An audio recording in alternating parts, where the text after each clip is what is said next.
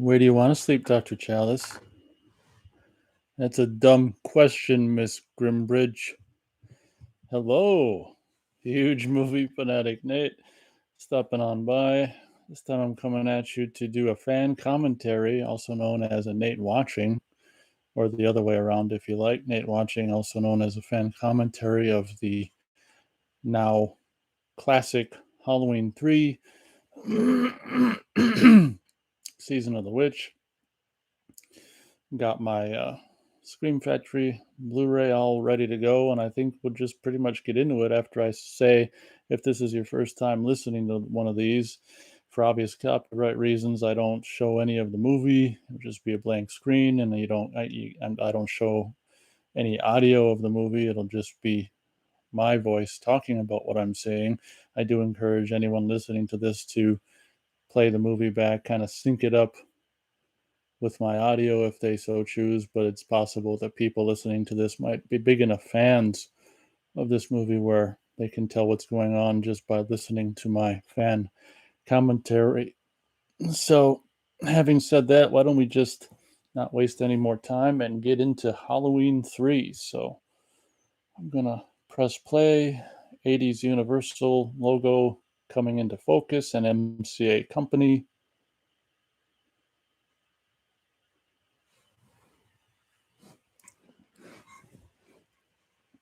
And goofy ass looking TV stuff. Mustafa Akkad presents.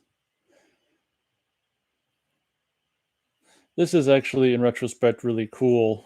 Filming Halloween 3 Season of the Witch title there, filming the TV of this, this digital, like pumpkin being created, a John Carpenter, Deborah Hill production, starring Tom Atkins, also from The Fog as well. Tom Atkins is just great, classic 80s fare. Stacey Nelkin, the lovely Stacey Nelkin. I saw her in a episode of Murder, She Wrote. Dan O'Herlihy, is that how you say it? As Cochrane.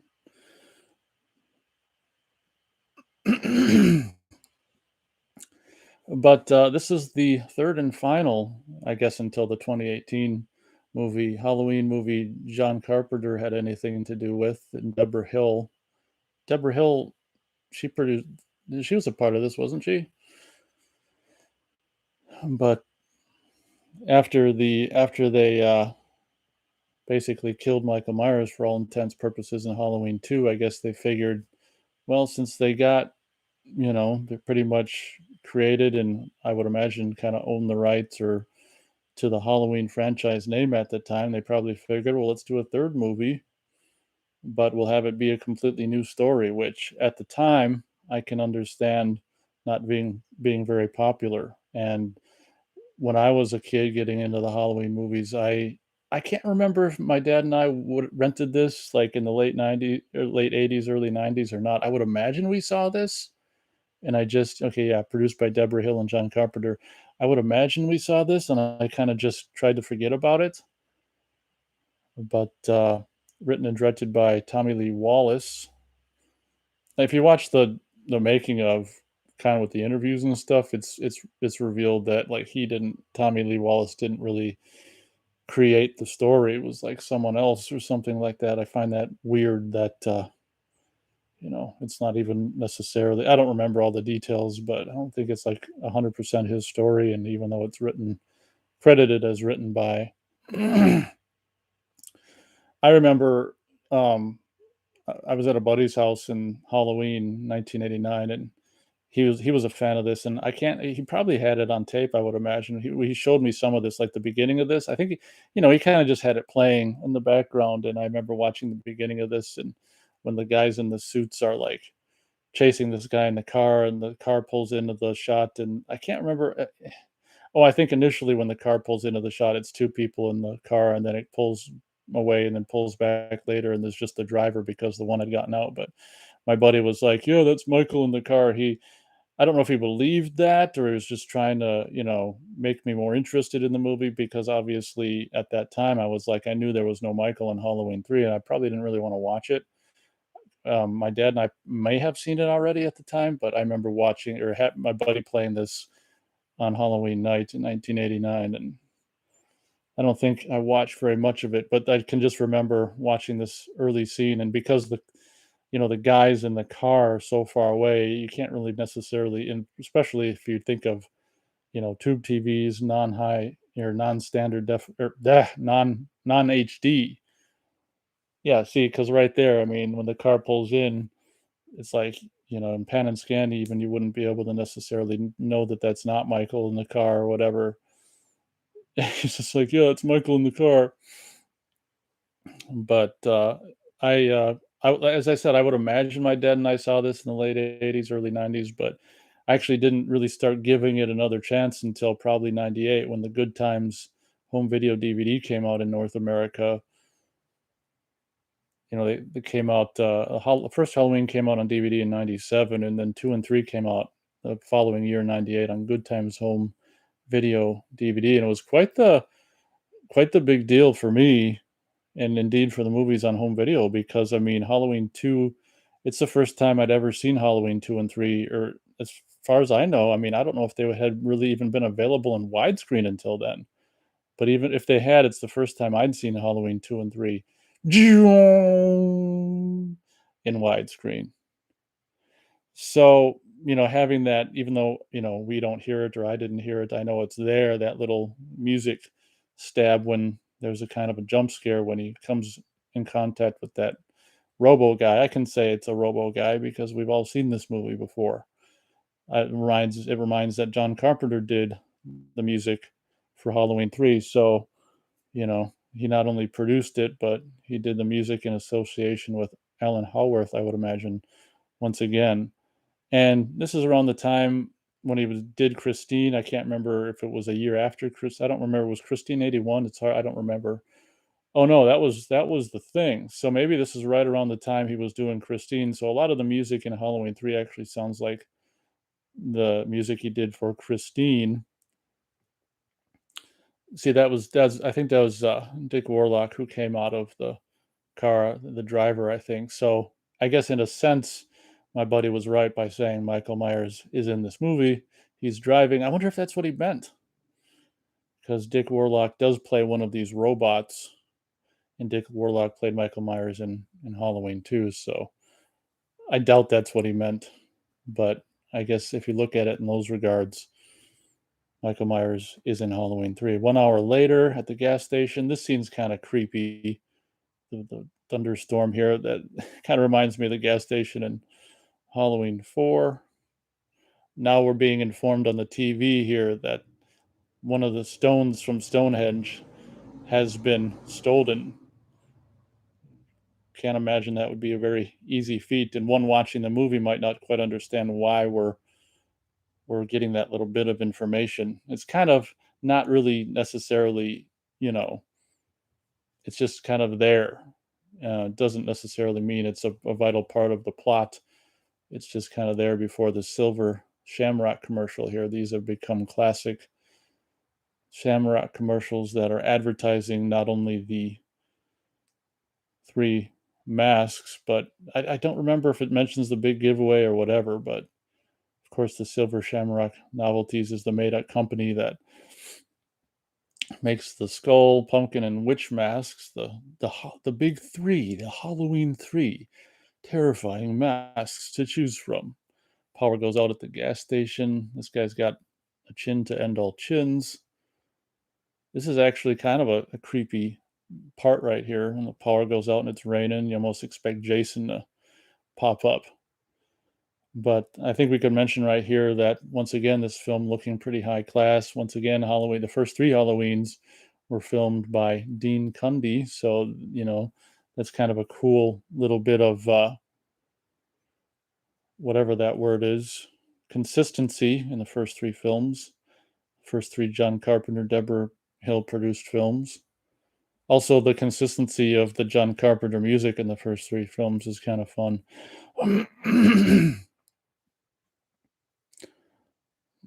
Gas station guys wondering what's going on around here. Crazy guy with the The guy falls on the ground. He's got a orange pumpkin mask there. I can't remember if he said right there. I don't think he said they're gonna kill us, all of us, until the hospital. We see a robo guy back of his head there. I always thought this was funny. It's like I think they meant to be like a couple seconds of indicating that Tom Atkins is headless right there, like a scary shot, kind of a parody on making a Halloween prank. He comes in the door headless. Okay, so Nancy Loomis makes an appearance in all three of the first three Halloween movies. Of course, at this time, I'm pretty sure she was the wife of the writer director, in this case, Tommy Lee Wallace. So Nancy Loomis with a little, I think, fake gray. She might have some fake gray in her hair, playing the mom to these two kids. Atkins. I already got a math. Silver Shamrock. Look. Look at that. Those were the days, man. I miss putting things on top of TVs. I really miss putting things on top of TVs. That's one thing you can't do these days. It was a big deal in the 80s to put things on top of TVs. You'd put your VCR on top of TVs, as you can see here, framed pictures on top of the TVs. Second, okay, so 10 minutes in, we're seeing our second Silver Shamrock commercial here. 8 more days till Halloween, Halloween, Halloween. 8 more days till Halloween, Silver Shamrock. Yeah, I'm pretty sure um, I just had her name and I forgot. Tommy Lee Wallace's wife there has some fake gray in her hair to play the brief wife of Tom Atkins. That's the only time we'll see her in the movie. We'll hear her on the phone later on. I see someone stop by to thumbs up the stream. Thank you very much for stopping by to support. Turns out that Tom Atkins plays a doctor in Halloween 3.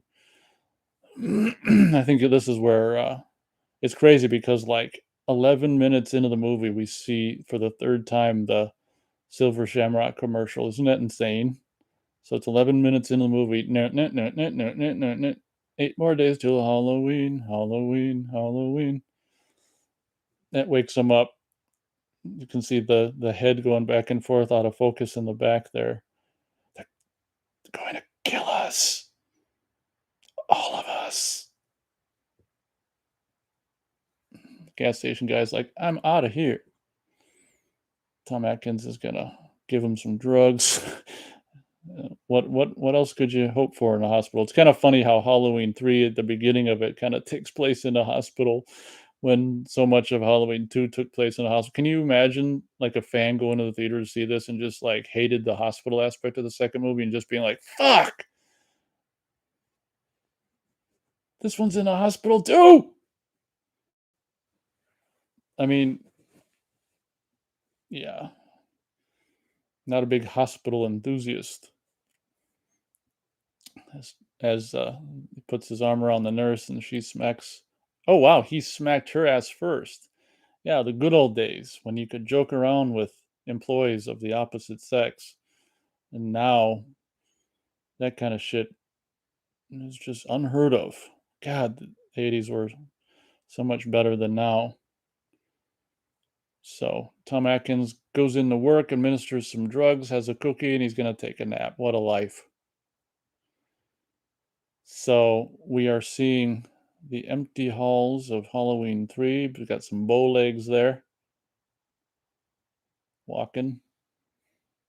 Dun, dun, dun, dun, dun, dun, dun, dun, dun. You can tell by the way he moves my feet as a walking man. You know time to talk. Nothing good in a magazine. Tom Atkins gonna just have a nap with a cookie in his mouth. Swallow that first, personally, but do what you want.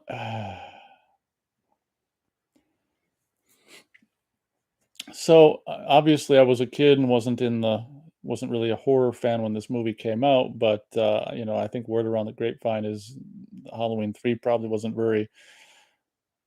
very successful or very well received when it came out, and for reasons we can understand or are understandable. I think one of the big problems with the movie is the title. If you simply would have called it Halloween Season of the Witch, perhaps it would have not met with so much hate that I can only imagine it met with.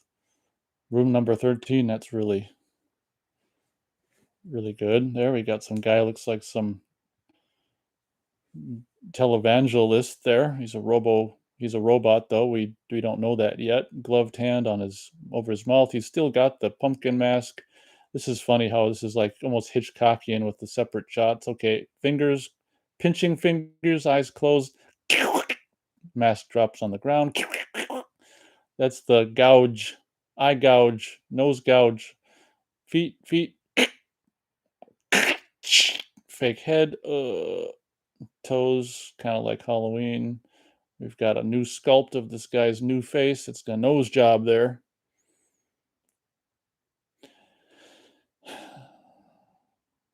The mystery mask on the ground. This part here where he cleans off his glove on with the curtain always kind of makes me like, ah, look at how dirty and bloody that is now. It looks so better before he did that. But yeah, as I was saying, when the DVD came out in '98, this is when that was the first time I'd probably seen it in probably 8, 9, 10 years. I don't know if, like I say, I would imagine we saw it when I was 12, 13 ish, and I just kind of like shrugged it off or whatever. But it helped being able to see it um, on DVD and widescreen in the late '90s and be able to see it as it was meant to be seen.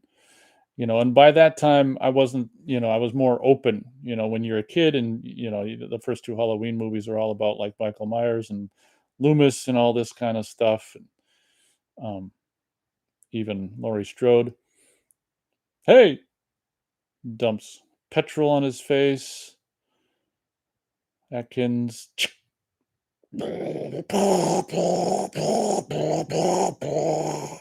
That's called getting the most out of an explosion. The editor cut it 3 times to make the explosion even longer than it really was.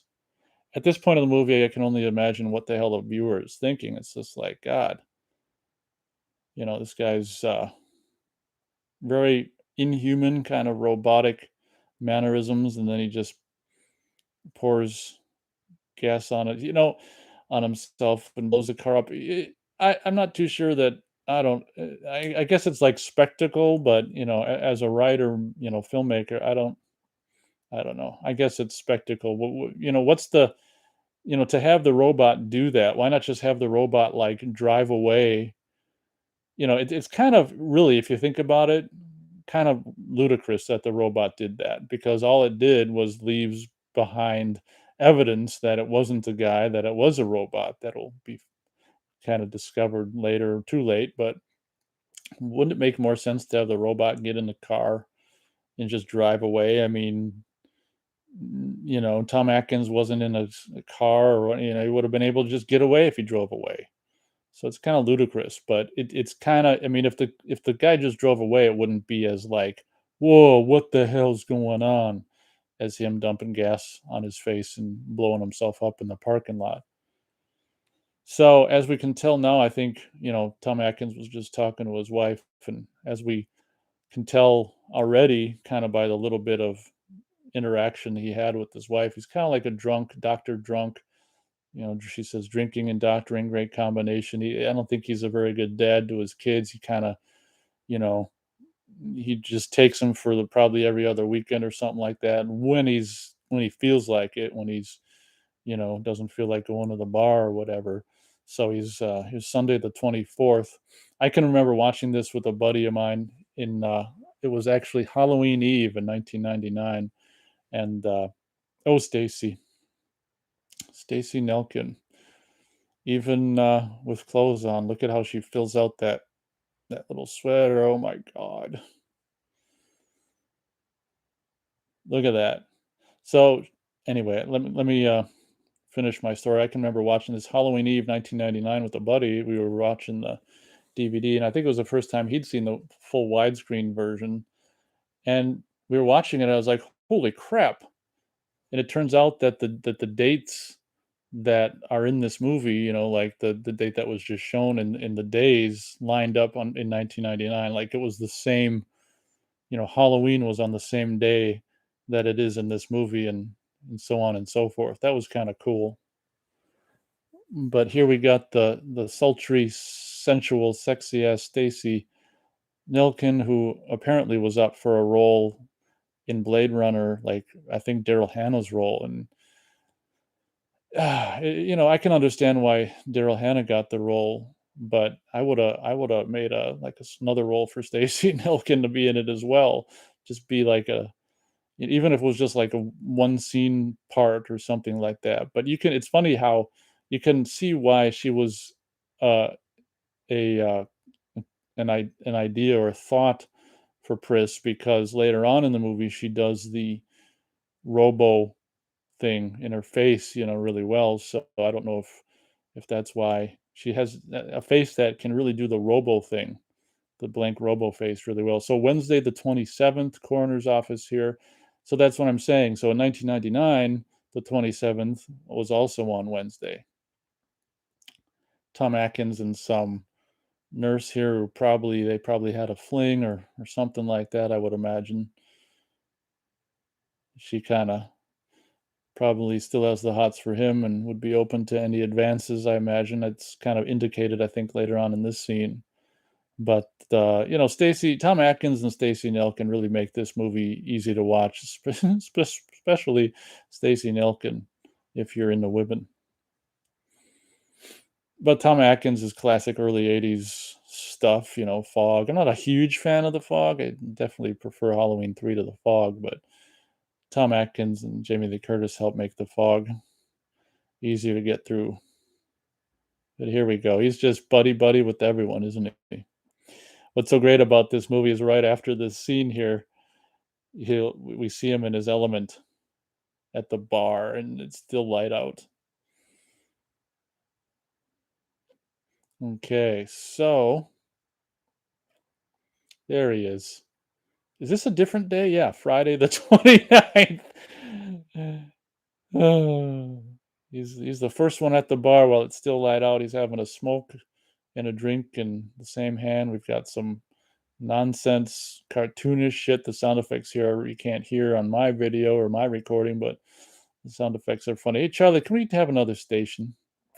This is funny. It's like click the immortal classic Halloween, followed by the big giveaway at 9. However, more days till Halloween. Halloween, Halloween. Don't you have any Halloween spirit? No. This is hilarious. So Stacy Nelkin character uh, says the nurse, one of the nurses told me I could find you here. When he's not at work, he's at the bar. Lou's down on Fifth Avenue. She must be like, is she under 5 feet tall? Like sitting down. Tom Atkins is sitting down and she's standing up and they're eye to eye. That is so funny. But I should look online to see how tall she is. But it's a bummer how movies like this and like Halloween 4, when they just tease busty women and you don't really see anything. That's so torturing. That's such torture. But yeah, Stacy's kind of a little short little sex pot. Look at those big eyes. Oh my god. Yeah, you can see her face and how she makes sense that she was up for the role of Pris and Blade Runner. But this is the scene that if Halloween 3 or Tom Atkins got a Oscar for Best Actor in Halloween 3, that's what it would have been. Look at that. That is some intensity. So now, of course, she's telling the character of Tom Atkins and also informing the audience that her dad was the guy from the beginning of the movie, and this is his shop. He owned a shop, owned and ran this little mom and pop kind of a shop, and you can see the three Halloween me masks there, skull, pumpkin, and witch. So basically, her dad disappeared. So Halloween 3 pretty much starts off as first half of it, more or less, is this mystery or what happened to her dad. Her dad was keeping records, and She's reading the records.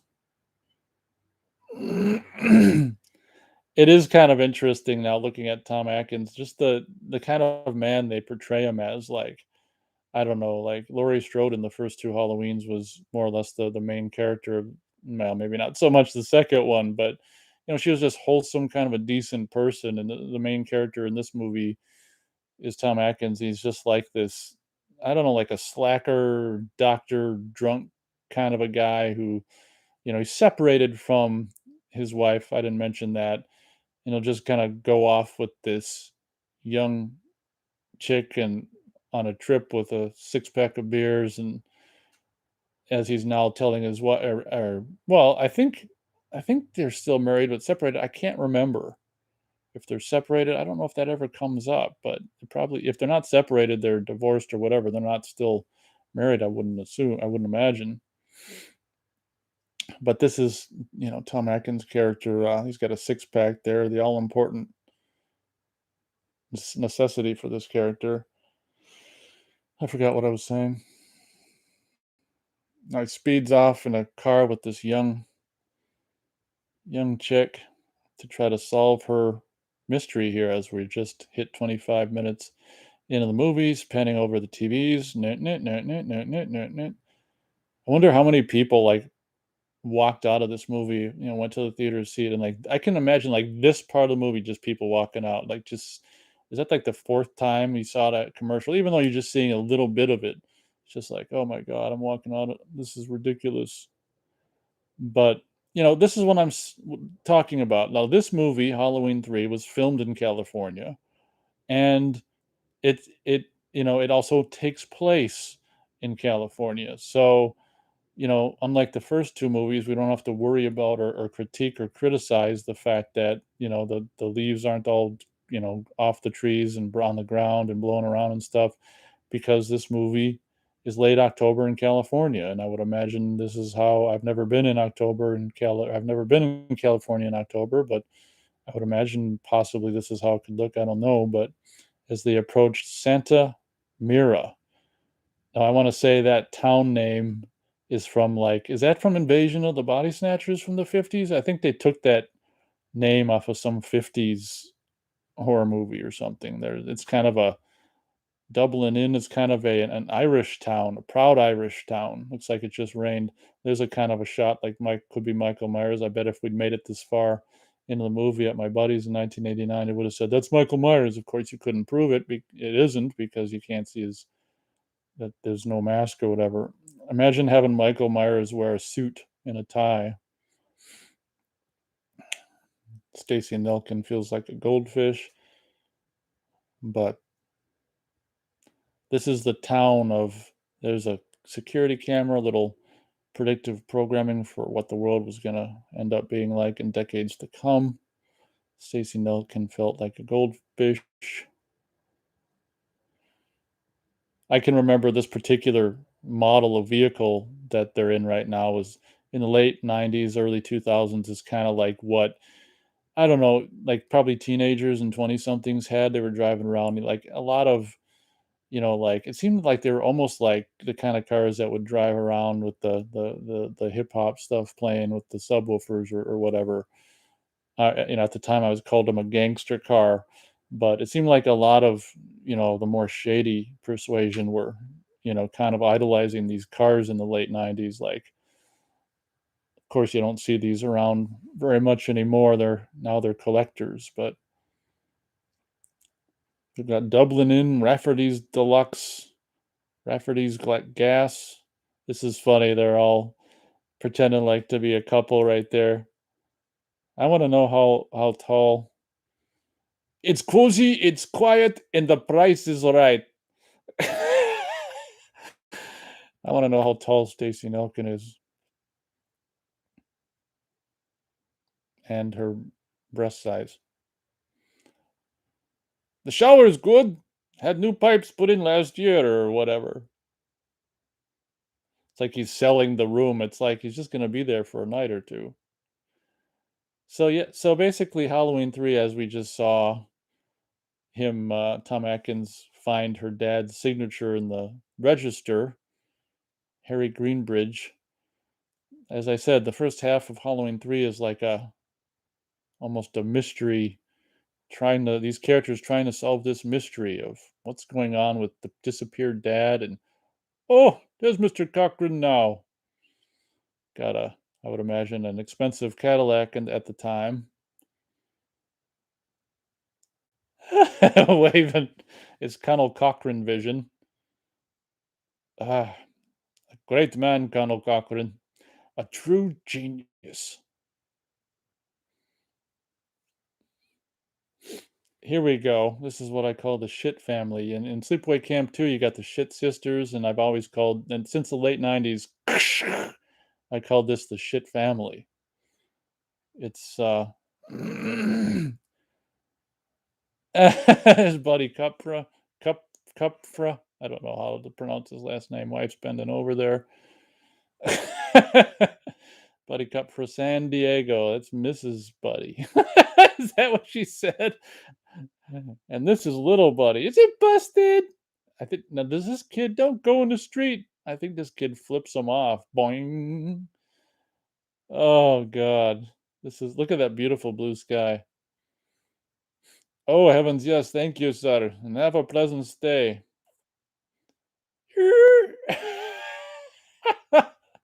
Tom Atkins is great in this. Damn factory got their orders screwed up. Now I gotta stay in this dump again. Oh my god. Yeah, if you haven't heard the commentary on the Scream Factory Blu-ray of Halloween 3, like the actual one, not the one you're listening to, it's really funny with Tom Atkins. It's funny listening to the actors, like, watching a movie they've been in years and years ago. They hadn't seen it in probably decades, and seeing it again, and, you know, I definitely recommend the commentary with Tom Atkins of Halloween 3. This is where it's like, "Okay, well, we're gonna stick around here and, maybe I should get another room." That'd look sort of suspicious, wouldn't it? Well, what I mean is, I could sleep in the car, it'd be better on than this floor anyway. Where do you wanna sleep, Dr. Chalice? 1, 2, 3, 4. It's a dumb question, Miss Grimbridge. And then 31 minutes into the Halloween 3 Season of the Witch, we begin our lust affair with, uh, Dr. Chalice and Miss Grimbridge here at Rafferty's Inn.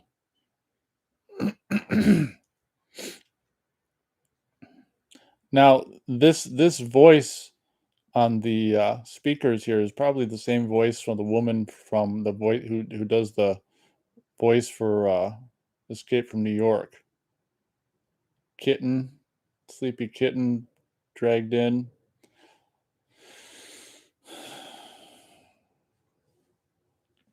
Curfew, curfew. Once again, a little predictive programming for what was to come in North America and indeed the world in decades to come.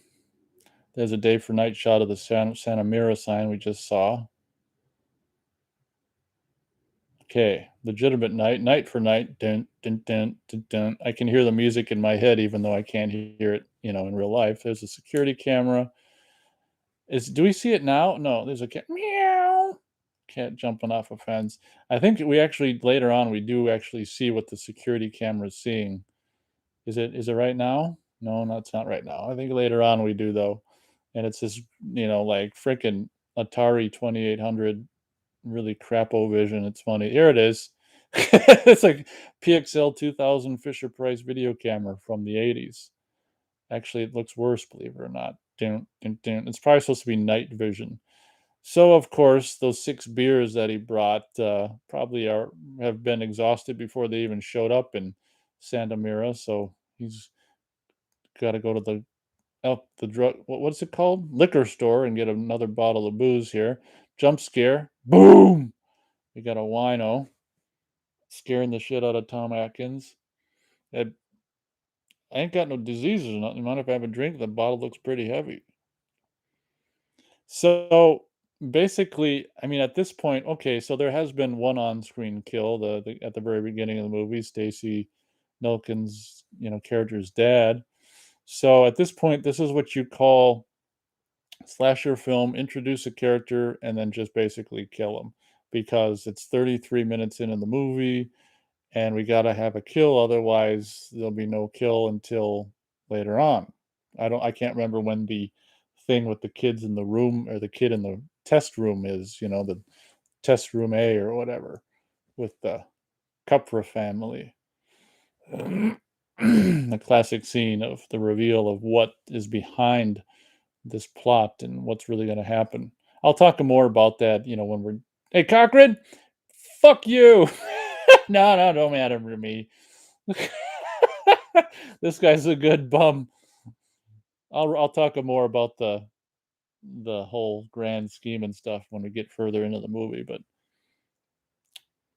yeah, Tom Atkins playing the American everyman of that time, freaking boozer and a smoker. I imagine a lot more people smoked back then, which that's one of the few things that was kind of improved about society is I think smoking has. I don't know if less people are smoking. I'd hope so. I think possibly. I don't know. What do I know? But as I was saying, once again, introduce them, kill them. We've got a character we just introduced. Have we get some information here about the Cochrane, bringing in the warehouse people from out of town and won't hire this guy for nothing. Get some information about the secretiveness of the Cochrane. Kind of, Colonel Cochrane kind of runs the town. We've got a boozer here. He's got his own booze. He wanted to swig off Tom Atkins' booze. Got a little information from the wino before we're gonna rip his head off, and it is pretty cool kill. He's gonna have some dinner there, some whatever it is, spread on whatever. Okay, so meow. So they got security cameras all over Santa Mira, and probably microphones, so they can hear that this guy just said, "Cochran, fuck you," and the guy in front of the wino who took his head off right there is Dick Warlock, who played Michael in part two. There's Dick Warlock's face, the father of Billy Warlock, and then rips his head right off. And it's really cool when we cut back to the shot here. Look at that, the blood splurt out, backlit by the light. That's kind of cool. And this part of the movie, we're really starting to wonder, okay, what's with these guys in these suits that have no expressions? I mean, that you can rip a guy's head right off. Something's up.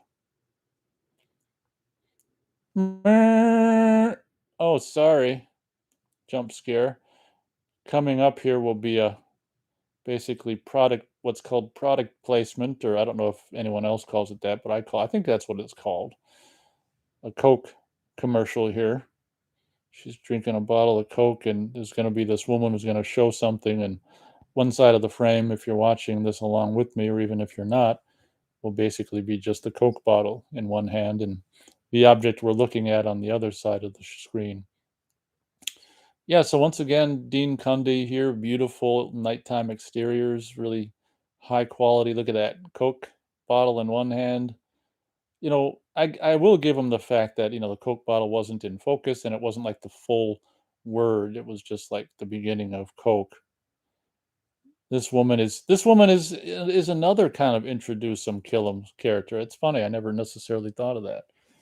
But we're doing basically two deaths, or this you really can't really necessarily call this a kill per se. I'd call it more of a death, but there's the little silver shamrock badge, which broke off, falls down on the ground. We see, does she see it now or later? No, not until later. We see some, whatchamacallit, oh my God, circuitry on the other side of it. There's some Stacy Nilkin through the shower door nudity. God dang it.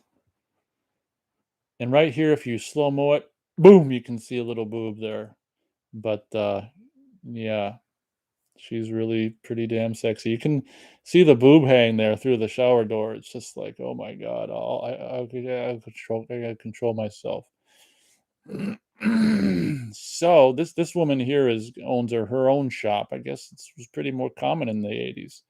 She owned her own shop, and I don't know why she was, "Oh, the damn factory screwed up the orders, so I had to stand this up again." She's there to pick up an order directly from the factory because they screwed up the order by mail or whatever. So, what's funny is this is, like, days before Halloween, so it's like as a writer, it's kind of a goof of the writer because, I can't remember what day this is, if is this the 28th or the 29th at this point? I'm not sure, but it's, like, a little late to get your, Halloween product. By the time you're back, it's gonna be Halloween, but whatever. It's just another plot point. Okay. So at this point, Stacey Nilkin is just Miss Sex Pot Lingerie. It's funny how, that little bag we saw that Irish guy take out of the car. It's funny how this lingerie was packed in that little bag. Okay, Stacey Nilkin, pull the little girl up.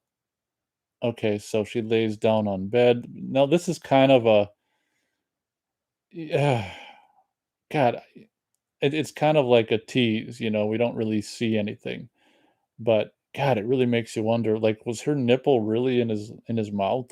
I mean, it just seems so like it almost would have had to have been because here we see Yeah, I mean, I think that has to be real. Tom Atkins, lucky guy.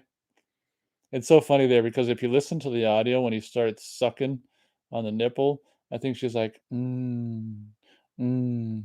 Okay, so now afterwards, they're in bed, and even on the radio, there's like, "No, no, no, no, no, no, no, no, no, no, no, no." I can't believe this commercial.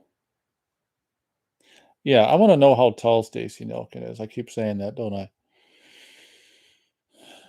But yeah, that's once again, looking at this Blu-ray and the nighttime interior here, the darkly lit hotel room.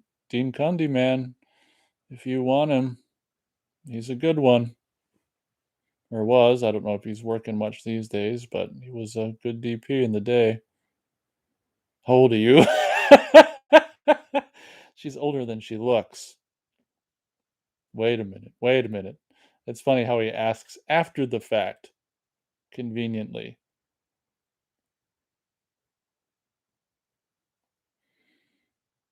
Well, this chick's sick of reading. She's gonna go to bed. Now she notices the little whatever I called it. What did I call it earlier? The little emblem, logo emblem. She notices the backside of it's got like some microchip circuitry in the back. Silver Shamrock product emblem. And this, like I say, this movie's a mystery. We're getting little as the movie wears on. We're getting little bits of information. With these guys, robotic guys in suits that she's fiddling with the thing with tweezers.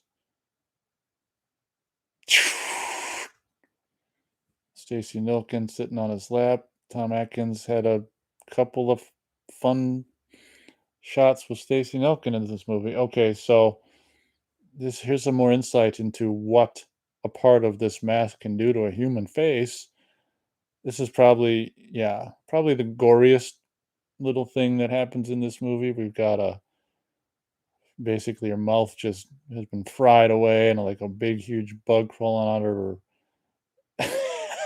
Just the shot of the feet just under the cover there, just moving was just funny.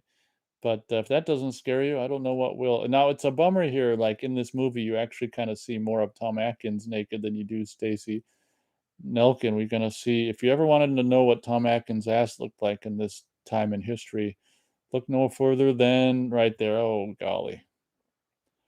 Luckily, it doesn't last long as his pants are already on. Stacy, of course, is all covered up, gets dressed off camera. Gee, thanks a lot, Tommy Lee Wallace. They're woken up to hubbub going on outside with the Silver Shamrock van going into Marge's room to remove the body. They just must have cameras and microphones in every freaking room in Silver. I was going to call it Silver Shamrock Town, Santa Mira. And the more I think about it, I do that I think that is cramp, got a cramp in my foot.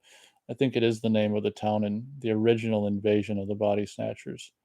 So it's so funny how, Silver Shamrock Company, Connell Cochran is like in charge of everything in this town. It's like if someone gets injured, they'll take him to the factory. Here we go. So here's Dan. Can't pronounce I don't remember his last name. The guy from RoboCop. His first appearance in the movie, 44 minutes in, as Connell Cochran. The guy does this role really great.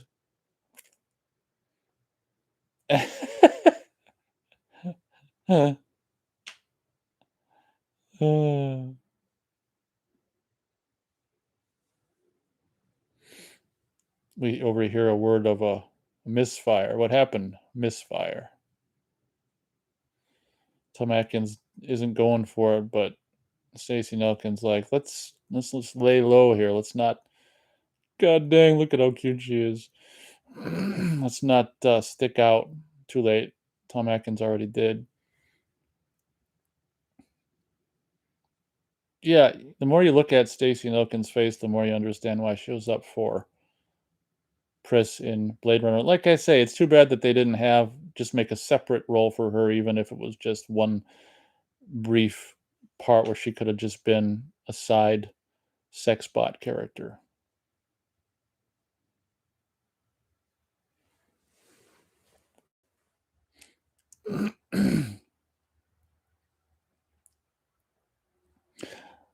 Yeah, the middle part of this movie isn't terribly amazing, even with the two. Can you imagine if the middle part didn't have those two? Yeah, so it's the 30th. So it was the 29th already when that woman was driving here to get the other masks. I mean, by the time she gets home, Halloween's going to be over with. So that's stupid. So here's Tom Atkins calling the squeeze at the hospital. Oh, what I forgot to mention is they were trying to do an autopsy on the guy in the car that blew himself up at the beginning, and here she tells him that they've been doing an autopsy on the car because all she's got is robo parts or parts of a mechanical thing. But little does she know she has been doing an autopsy on the guy. It is the autopsy on the guy because the guy is made out of mechanical parts as well. It's got to cost him some serious dinners. He's always ready for dinner with her, Mr. Ladies Man. As indicated, as I mentioned, there's a microphone right there. Connell Cochran hears all. There's a silver shamrock truck. Like I said, this is a day before Halloween, so that's another plot point of this movie that's ridiculous. So it's the 30th now, and I think this is the scene probably where they go, or if it's not now, I think it is. I don't know when the hell it is. Is this when they go to the actual factory? It's like, why are they still making masks the day before Halloween? You think all that would be done, and one could say, well, they're making them for next year. Well, no, because this is the year that, yeah, here they are. This is the year that matters because this is the year they're killing everyone. Look at this woman and her big bulging eyes. Boing.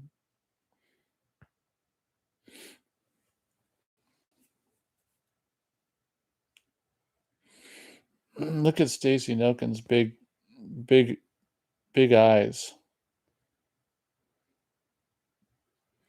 Oh, I thought that was a picture of Reagan, but that's Connell Cochran in the background. I was gonna say, this is where the guy is basically saying that her dad came and picked up an order or whatever he did and drove off.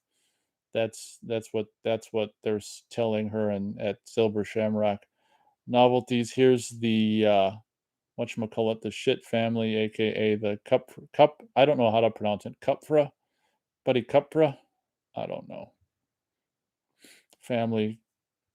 They're I guess they own a you know whatchamacallit too, and I think they're the biggest seller of silver shamrock masks in America or something like that. And for that it's really kind of sadistic and for that you can get a tour of the factory and we're going to kill you. Yeah, the line is, Buddy Cupper has sold more silver shamrock masks by far than anyone else in the country. And as for my other friends, Mr. and Mrs. Smith, of course. I want to apologize for that little bit of an inconvenience last night. Everything's fine. Everything's fake. She's been fine. She's been flown to a hospital in San Francisco. Yeah, I've seen this a couple times. Oh, funny. The whole thing's on me. Is he a man credible or what? Look at Stacy Nelkins like, what the fuck? Oh, yes, I was just about to ask them if you'd like to.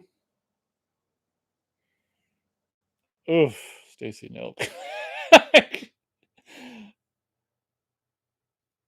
As I said, here we're seeing how the masks are made, but like I said, this is the day before Halloween. I don't think we need to be making any more because these are never going to be in anyone's hands in time for the next day. But whatever, it's a movie. There's little buddy. Cochran's explaining how the masks are made. It's funny because last year I got the entire Blu-ray collection of Knight Rider on Mill Creek Blu-ray, and I'd highly recommend it. It's for Mill Creek, it's amazing quality, and we've been watching them. We're not even done. We're on. I think we're just started season 4, but we were watching a lot more Knight Rider last year. But there was a Halloween episode in possibly season 3 or 2 or something like that, Halloweeny spooky episode, and they actually have uh, a pumpkin mask from Halloween 3 that they used in an episode of Knight Rider. It was like slit down the back so it was easier to get on and off, but that was fun to see because, you know, Knight Rider was a Universal show and Halloween 3 is a Universal movie, so they just had the Halloween 3 prop mask, so that was fun. This is a part of the movie where they're basically indicating that, this there's all the finished masks. Look at how orange the pumpkin ones are. They're basically revealing that this Colonel Cochrane is this genius of the practical joke, and he's been doing this for decades. And little buddy wants a mask, and he's got to have a one that's been through final processing with the all important microchipped thing stuck to the back. There you are. What's final processing? I don't know. I don't think that's the line, but beats me or something. Look how well, you might not be seeing it, but the orange masks are very orange on this Blu-ray. Mr. Cochran, just what is the final processing? Actually, a little bit of this and a little bit of that. Quality inspection, seal of approval, the usual.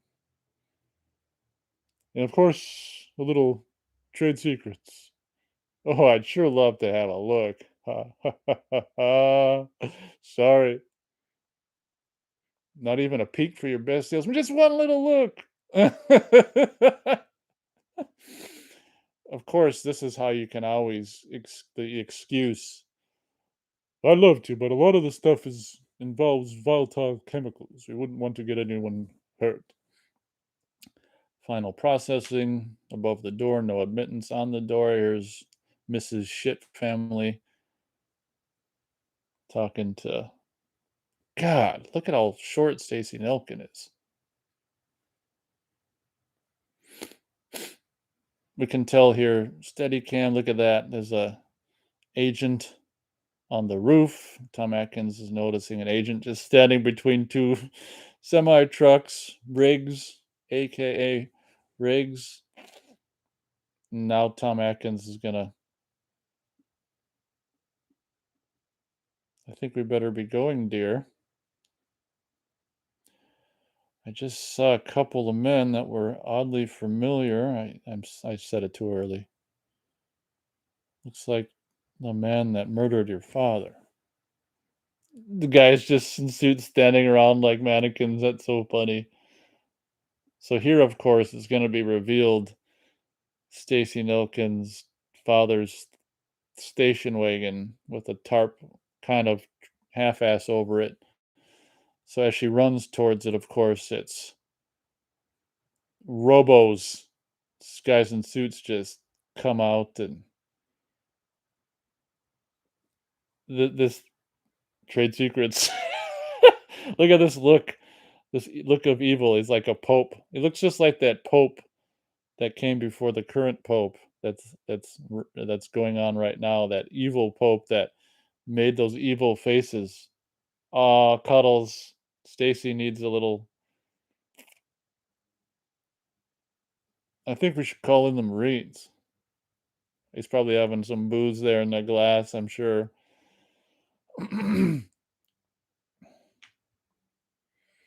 Okay, so they're really creeped out. Stacy Nelkin character wants to go. I can't remember what Tom Atkins is leaves her in the motel room for. What does he go to do? He's going to the office. Oh, he wants to call he's trying to call that woman that's got a thing for him. I can't remember, I don't know, he sees someone on the TV dancing, that's because there's gonna be a Silver Shamrock commercial. He can't get through, you know, Colonel Cochran made sure the lines out of town are disabled, at least for Tom Atkins.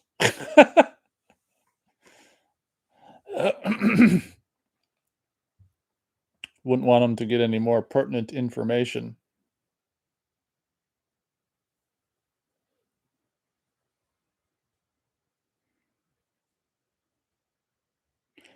And while that was happening, I think Stacy Nelkin unfortunately had been kidnapped.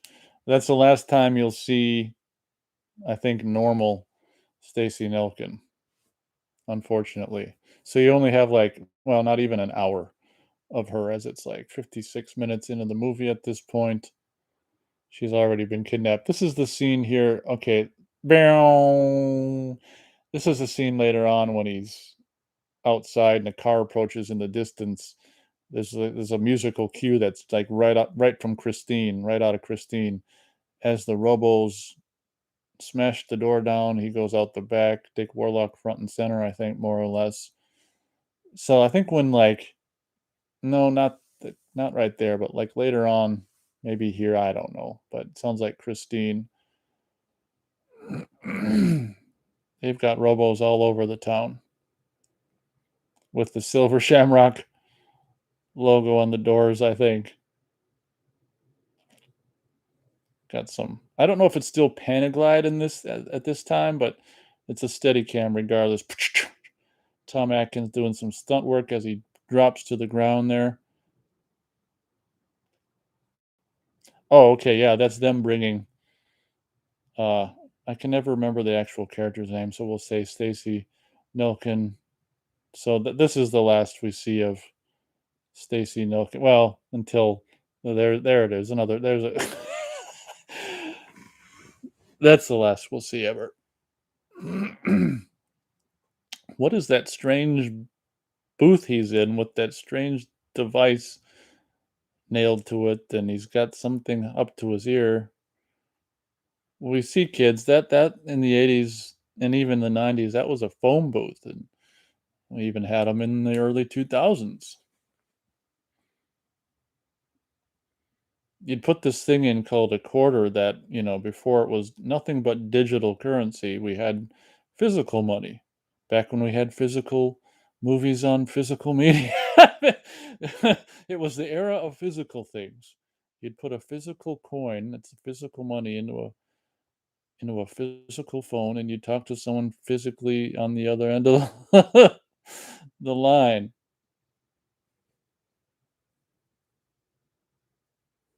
Luckily, we still have actual tangible currency, but for how long, not that's nobody knows. That's yet to be seen, but For it won't last that much longer, I don't imagine. Steadicam, Steadicam. Unfortunately, I don't know what this is kind of like Dope in the Woods. I don't know what the hell I'm going to talk about for the rest of the movie, but once it gets into the nitty gritty with the big plan, I can talk a little more about just how well my thoughts about it. We'll put it that way. And since there's so much of that part of the movie, I'll just wait until then. But I guess I kind of almost don't know what I'm going to say up until then as he's creeping around. These are the scenes that, I'd really try not to do in a movie if I was going to do a movie. Just like creeping around, I don't know. Scenes that are just boring on multiple viewings. I guess there's not a whole, you know, I don't know. I guess they don't make it too long, him creeping around, but whatever. It's kind of not realistic that for as like high security as the town is with microphones and cameras and like how would he even be able to get in here or whatever? Did he go in through a window? I think he went in through a window. But realistically, I mean, they wouldn't have it so someone could just slip in a window at Silver Shamrock Novelties. This is kind of as he opens the door here, kind of a fake out scene where he sees it's almost like tourist trap. Sees this just a random older woman knitting, and of course that's like a fake head with someone with real hands, reaching around and pretending to knit. Fake head here that's he's gonna shake it. Head falls off. Oh. And then we see inside just gears and motor apparatus, and it's just like a robo granny. Oh. So Tom Atkins was just grabbed and thrown. Now, okay, here's Dick Warlock, Robo Warlock, who's basically a costume. I was late on that one. Wow, wow, wow. He's a costume Tom Atkins. Dick Warlock isn't very tall either. Oh man, is this the end of Tom Atkins? Oh, this is pretty cool. Tom Atkins just punching into Dick Warlock's stomach, and this nasty ass yellow ooze that not only is in the stomach along with this recharging cable, and that ooze is coming out of his mouth. Oh, and another robo guy grabs him, and two robo guys. We got a red hair robo guy. There's Colonel Cochran. So about an hour into the movie here, we're freaking what's his name? Tom Atkins is caught, and look at how he's just like looks like he just shot a load there. He's all tired.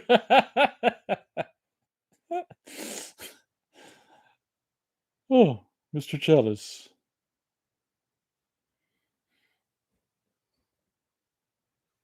Yeah, I mean, I guess one of the saving graces of the last third of Halloween 3 is Dan O, whatever the hell his name is here, the guy who plays Cochran makes the last third of the movie, you know, w- watchable, or makes it more watchable. Oh, I don't know what the hell that yellow slop that Tom Atkins just wiped off his hand is made out of, but it just like seemed to stay on his hand, and like it would have stayed on forever if he hadn't wiped it off. Sunday the 31st. So in 1999, Halloween was on Sunday.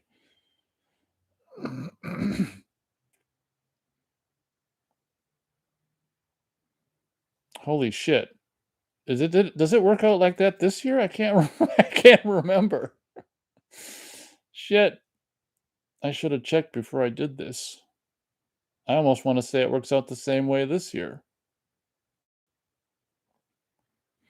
I don't know.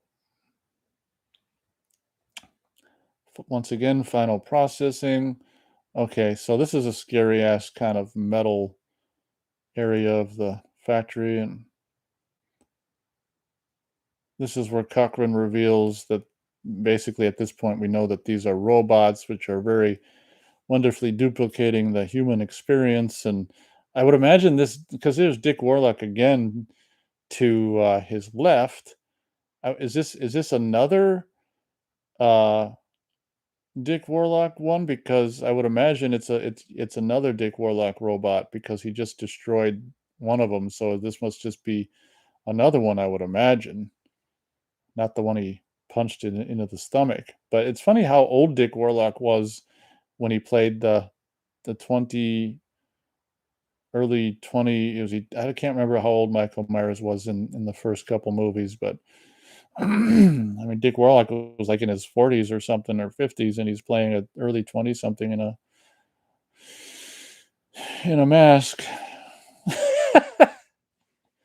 Oh, okay. This is the part of the movie where it's really cool. It's like you still have time to figure it out all by yourself, and then it's just like this huge moment here where it's revealed that they've got they're the ones who took the stone from Stonehenge in this Steadicam shot. Just like with that bitten towards the beginning of Halloween 2, the Steadicam operator was on a platform that was raised that came down, and then the Steadicam operator walked off the platform and is able to walk around the set. So they did the same kind of thing that they did in Halloween 2.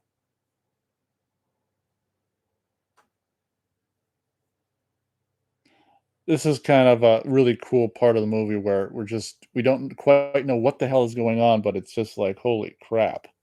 That's why we got that little detail about the Stonehenge stone.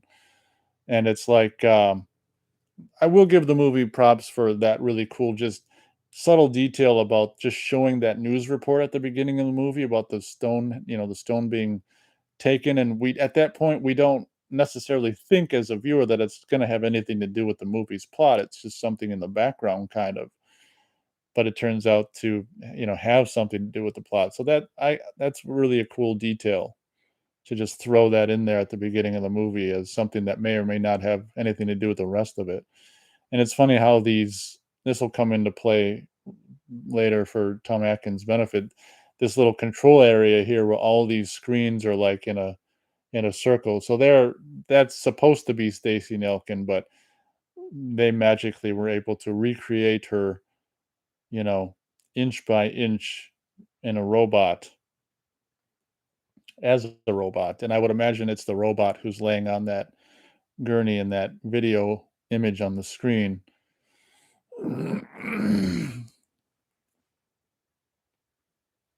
Here's I want to say now, is this test room A? We'll soon see. Look at how creepy those metal walls are and stuff. That is creepy. Imagine, ugh. Is this something that's not pleasant about those metal walls? It's just like,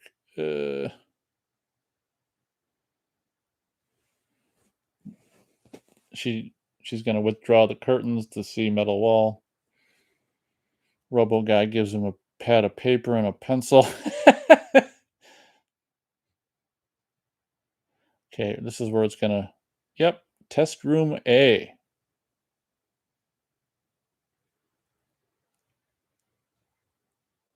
Oh wow, there's a 911. Is a 911 on that thing? I couldn't tell, but there might have been 1111 as well. Plastic fruit. This is where Buddy Senior is wondering why they're not interested in taking his orders for next year. Well, he'll soon find out. Ha ha ha. All right, roll it. Presses some buttons and then programming begins on the TV. So this is probably where I can start to talk about my thoughts on, the plot of this movie and stuff. And at the risk of putting potential listeners off, I do want to say that there's a lot of truth they put in movies to kind of both, I don't know, mock the viewer and put truth out there, and it's like it's interesting how this movie is basically killing kids with TV. Isn't that interesting? So we all know, or at least we should know, that TV is not for our, I'd say people who watch more of it are probably less smart people, right? So the notion of having TVs in this movie being one of the tools of the mass genocide is kind of interesting as this kid's mask is deteriorating. Uh, so it's just kind of an interesting metaphor how in this movie, as Mrs. Cupra, I don't know. It's just interesting how in this movie the TV is one of the it's kind of like one of the tools of murder in this movie, as well as, if you really want to get deep into it, the materialism aspect of the mask that is, promoted on the TV, that goes along with the TV. Wear the mask and watch the big giveaway. So it's kind of like a combination of like, God, those bugs are nasty. The TV itself, programming on it, of course, is the culprit, and not only that, but the material aspect of the mask itself. And I'm not too sure there's any big kind of symbolism in the fact that you're wearing the mask when you're watching TV, but just putting there's an 811, a 911, and it looks like a couple of 1111s on that readout thing. I don't know if I'm seeing it correctly. Oh, those bugs are kind of gross. But, if I may just, you know, look into it a little deeply there, those aspects do come to mind as I watch it. It's just like, wow, kind of a statement about the detriments. Because anyone who's has any kind of a brain knows that TV, maybe not TV physically themselves, although maybe there's elements to TVs, that aren't good for us even without programming on it. But I would argue that the programming on the TVs are what is really the detriment to society. So it's interesting how, one of the aspects of the killing tool, as we see a whole bunch of TVs in that shot right here of the commercial, is basically one of the killing tools in this movie. And we see kids grabbing the materialism off the shelves. And it's funny how they show all these different New York, Dayton, Ohio. It's all just California. Omaha, Nebraska, it's probably just California. I mean, they're not going to drive from state to state. Baton Rouge, Louisiana, to film these one single shots. Los Angeles, California.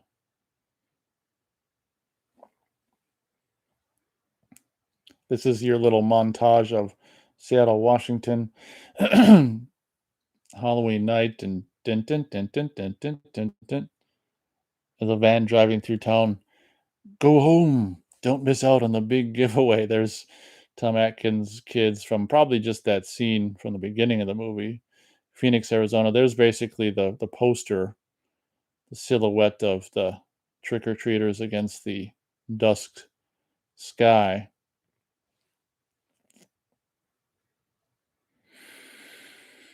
As we're getting on to the final stretch of the movie here, being an hour and 12 minutes in, cutting back to, oh, okay. So this woman, I guess she never sleeps. She just is constantly 24/7 at this place doing an autopsy on the car. She's trying to get a hold of the motel where Tom Atkins' character's at. And here, this is kind of, I don't know if this if this kill is even necessary. I mean, this woman's not going to infringe on. It's just a kill to throw into the movie. At this point, this woman's not going to infringe on their plans, but whatever. It's just another kill. This is the early 80s when it's all about the body count.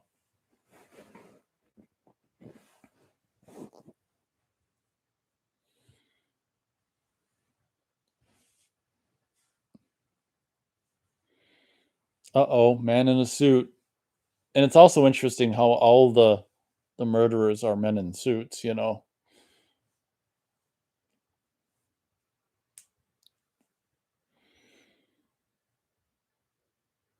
He can't even bring his own weapons, he's gotta use the hospital's drill.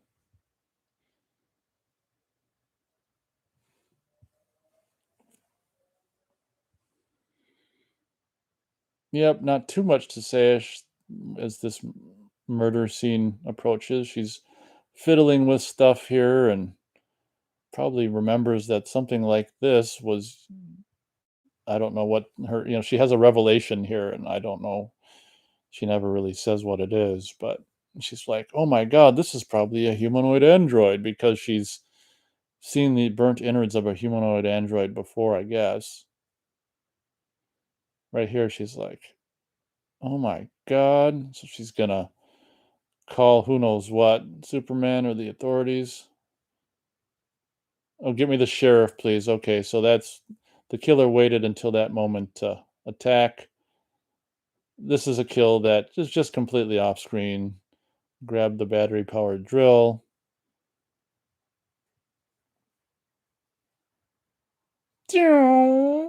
Just completely off screen. Makes you wonder if I don't know, they filmed this later or like thought maybe we should could throw in another kill or if it was always part of the plan, but yeah, I mean, it's nothing amazing. I mean, in a Nate cut, maybe that would just be not even there. 7:30 p.m. Halloween.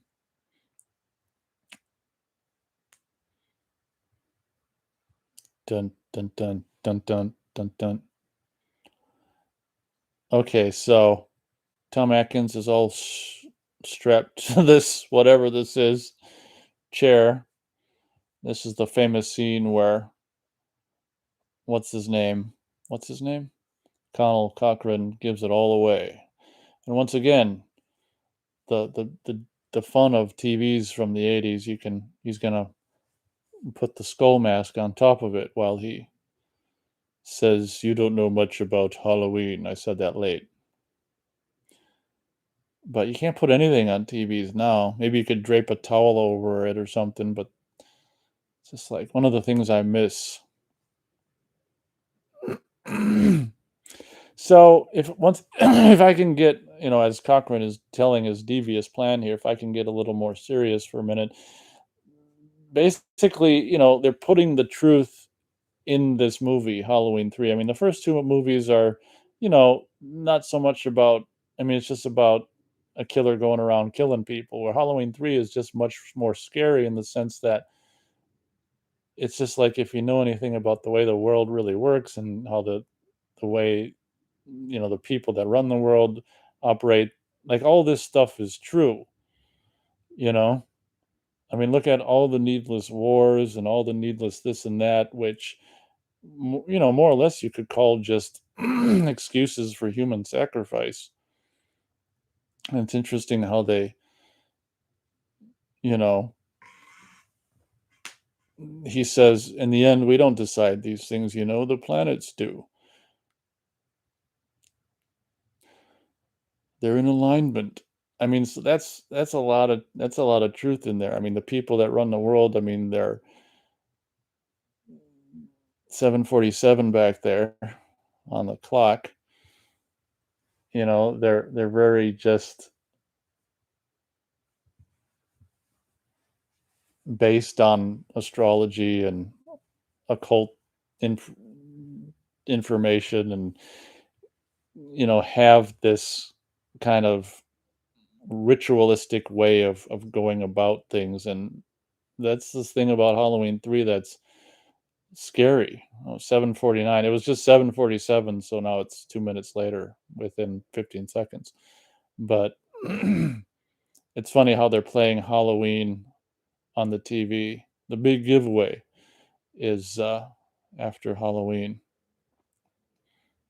But I guess that's all I really gotta say about the more serious aspects of, you know, Halloween 3 and they just make it seem like it's one guy who's this famous, you know, genius of the practical joke or whatever, but it's still putting it out there that, people in positions of power can and do have these agendas to okay, so that's very, very hilarious to see a fat skeleton waddling around tied up to the that's hilarious. I would have loved to see that in the theater in the 80s, and if there was anyone in the theater, there had to have been a laugh when Tom Atkins is in that skull mask, just kind of writhing around trying to move to the TV. It looks just hilarious.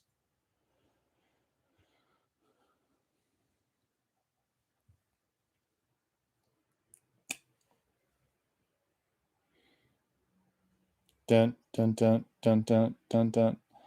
And in case anyone's wondering if as a I'm not a huge Halloween 3 fan. Um, and in case anyone's wondering, I have really no interest in ever, having a replica of any of these 3 masks. And I guess if I, were to choose which mask if I could have one of them, I'd probably choose the pumpkin mask, in case anyone's wondering. But I've never had or never will probably have any urge to have any replicas of any of these masks. I would imagine that they're all available.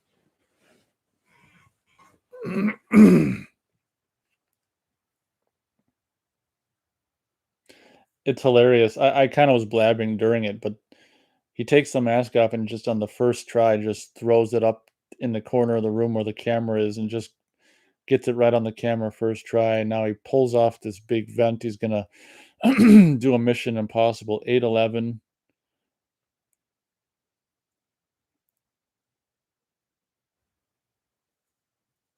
Mission Impossible here. Dun, dun, dun, dun.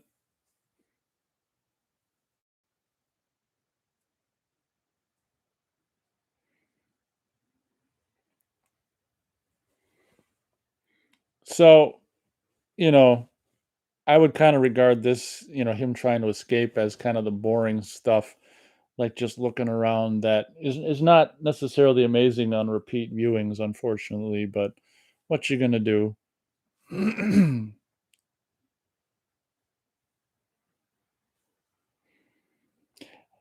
It seems like every frickin' I wonder everyone around Cochrane is like a robot. Is he the only human, and is he even a human? I guess that remains to be seen, but is every frickin' person that works from a robot? Well, that old secretary and that guy who, you know, gave information about her dad in the old station wagon and stuff, they seemed human. So, I guess I got a foot cramp again, shit. I guess there's some humans that work there. What is it with these commentaries? Oh, okay. So if you want to know what I sound like in pain, that's what I sound like. Not that anyone's probably even listening this far in. Look at they still have boxes and boxes of masks. It's Halloween. It's like, you know, less than an hour until the great giveaway. Why or the big giveaway? Why do they still have boxes of masks? You gonna kill off whoever survives next year? Like anyone's gonna watch TV next year. But getting back to test room A, you might wonder when the kid dies, you know, well, that only kill the people wearing the mask. What about the parents? Well, no, the bugs and snakes that come out of the kids wearing the mask kill everyone else in the house. Of course, the only difference is between, reality and test room A is it was locked. Chances are, any adults or people who aren't wearing the masks in the real world would be able to, jump out the window or get out the house through the door.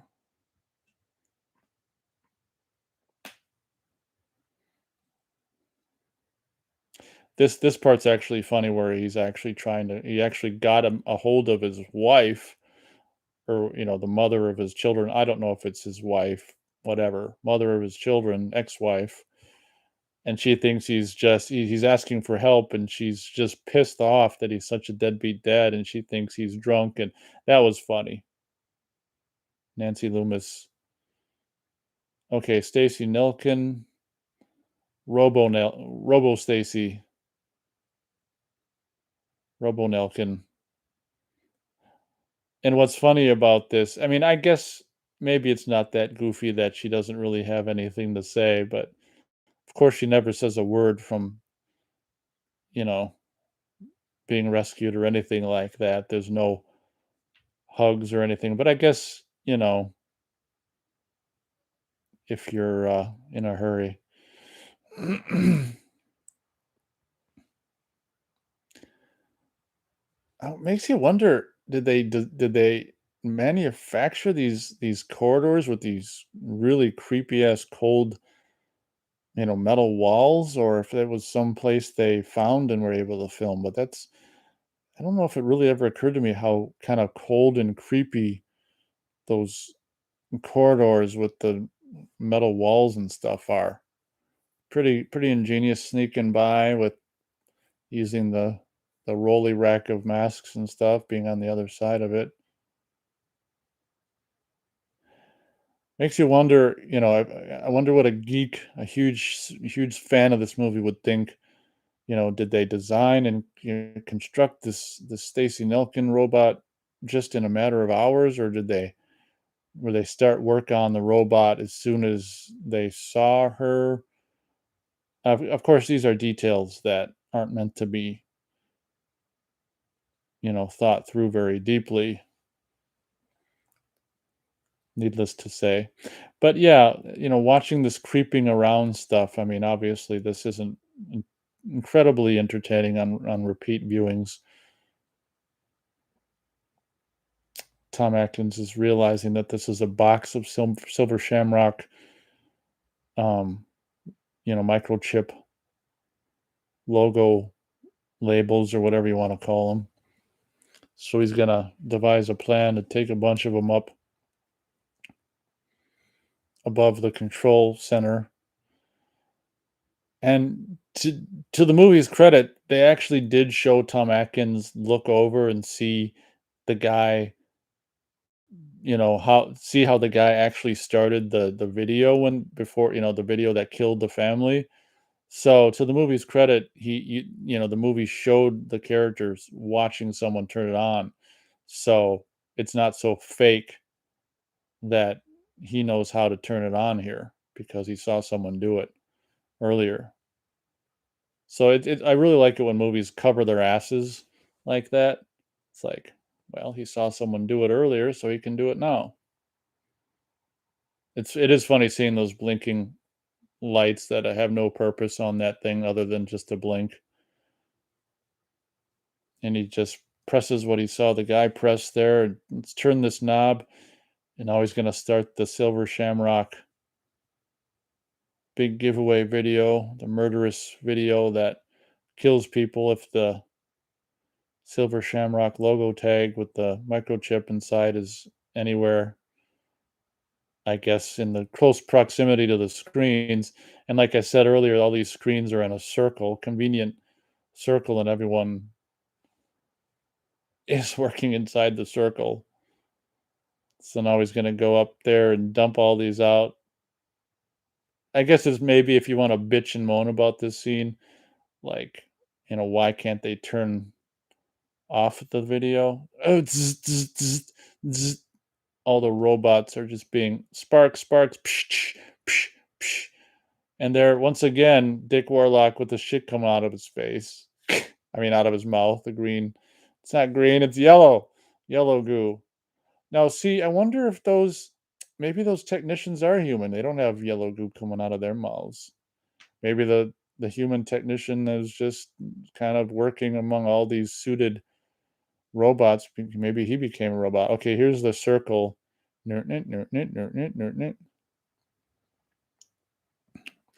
This and of course the circle of monitors are in close proximity to the big stone from Stonehenge, so the whole damn thing is glowing. And I forgot to mention that, oh, his expression there is funny. It's like defeated. I forgot to mention that the whole thing about the Stonehenge thing is they chip off pieces of the magical rock from Stonehenge to put into each of the little killing label things, silver shamrock label.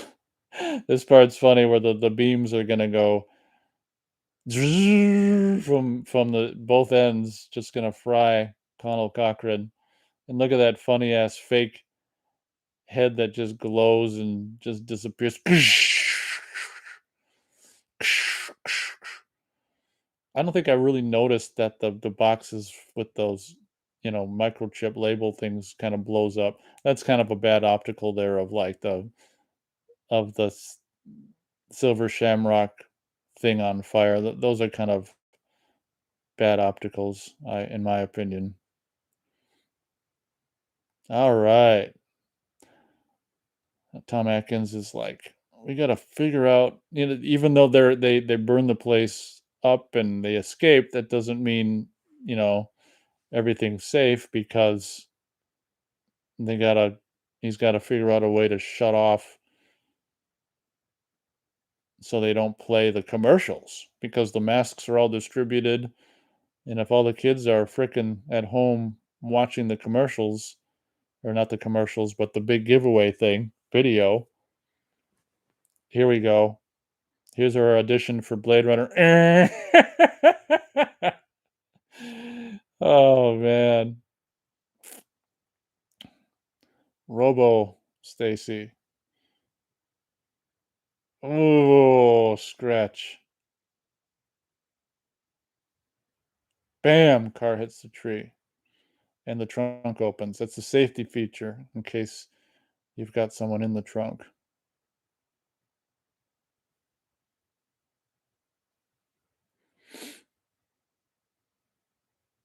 So that is a kind of a cool element about this movie is even if you destroy the perpetrators of this crime and blow up the factory, it's not there's a robo arm on the door. Meow. Stacy is still going at it. Even if you destroy the culprit and blow up the factory, you still haven't won, which is kind of interesting. Gunk. Okay, so Stacy Nelkins is gonna drool some yellow slop there. That's just gross. There's the arm area. Okay, bam! There goes the head, which you in a couple frames there, you could actually see it had a pretty good resemblance to Stacy Nelkin. And here we're gonna have a yeah, I think it's coming up here where we see Stacy's head on the ground. Yeah, there it is. So there's no way that can be Stacy's real ass because she's under the ground there. So that's a double's ass. You might look at that shot and go, God, she's got a nice ass too. Well, that's can't be her ass. Okay, boing. There's the the attack of the Stacy hand arm. Uh, uh, uh, uh. This is the really fun bit with the Tom Atkins commentary where he's just he can't win. It's just Stacy this, Stacy that, body part, whatever. There's actually goop there coming out of the ripped off end of the arm if you look. I'm obviously I don't imagine you'd be able to see that in the pan and scan VHS. He's only got 10 or 9 or 10 minutes to frickin' save the country. Wow. I even forgot there was another bit of Stacy robot right there. One last hurrah, one last jump scare. Man, this character of whatever his name is, Tom Atkins' character is never going to sleep again. Why can't I think of his character's name? Oh well. So one of the things that I think is really interesting about this movie is how Tom Atkins ends up running up to this gas station like the guy did at the beginning of the movie. Kind of an interesting full circle situation. But it's kind of fake at the same time because I didn't think that this gas station was that far away. I mean, they took quite a drive to get to Santa Mira, so that might be another oversight. Like, what the hell? I thought this gas station was closer to. Anyway, this is, Tom Atkins is brilliant here, where he just seems so genuine, where he's trying to get the TV stations to not play the big giveaway thing. Say what you will about Halloween 3, you gotta love the ending where it's just like he actually manages to stop a couple of the channels. I guess apparently every freaking channel is playing it. Stops 2 of them, but there's always more channels. Nert, nert, nert, nert, nert, nert. So basically, the end of this movie more or less is, even though he destroyed the perpetrators of this crime and blew up the factory, they still win, which is really creepy. And I've mentioned several times where I'm not the biggest fan of, every movie having a happy ending. This is just a great, terrifying ending, as Tom Atkins says, "Stop it!" And there's been a lot of, as the credits roll here. There's Dr. Chalice, okay, and Ellie Grimbridge. There's been a lot of talk about a sequel to Halloween 3 and stuff, and honestly, I don't know if there's anything else to say. Honestly, I mean, many people were killed. I mean, what else is there to say? And it's funny because I thought about, well, if you were actually going to do a Halloween 3 sequel, how awkward would that be? Kind of like Rambo First Blood Part 2, Halloween 3 Part 2. That'd be hilarious. Not as hilarious as Halloween 3 Part 3. But yeah, I guess that pretty much does it for my Halloween commentaries this year. I don't plan on doing 4 or 5 this year. I don't even know, honestly, if does anyone listen to these things all the way through? I keep asking for feedback, and people don't leave any, so it's possible people don't even listen to these things all the way through or not.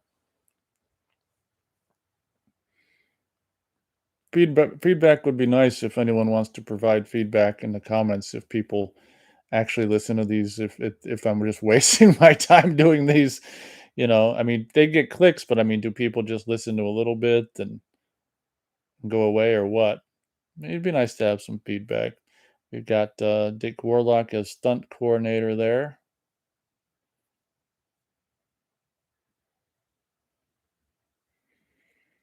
Yep, this ends an era. The first 3 Halloweens basically produced, and first 2 written and produced by John Carpenter and Deborah Hill, and the third one just basically produced by John Carpenter and Deborah Hill, and he did the music, of course, which, as I said, sounds a lot like Christine. As the credits are rolling and quickly coming to a close here. Silver Shamrock commercial, Sam Nicholson. Don Post created the Halloween mask, colored by Technicolor. Filmed in Panavision.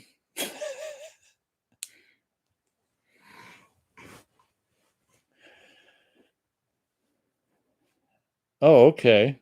Animation courtesy of Banksy Productions. I would imagine that's Ralph Banksy, the guy who will go on to do the movie Cool World. What animation are we talking about? The Silver Shamrock commercial?